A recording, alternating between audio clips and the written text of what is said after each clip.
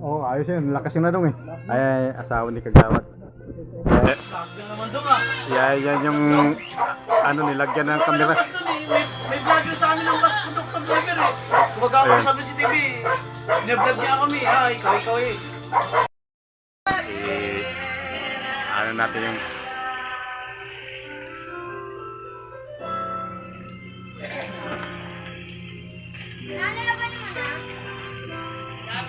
kapatid, sarado mga pinto. Bakit? Lakas ng boses ni Stilda eh, nabingi ako.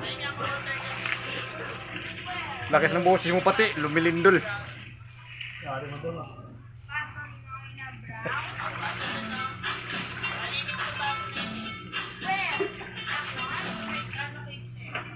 Thank you, sabi ni Kuya, ang pangit daw rin.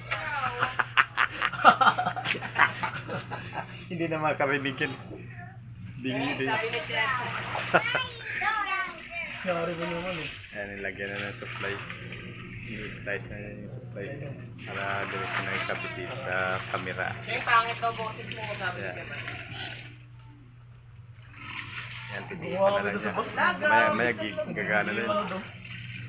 Ayan o.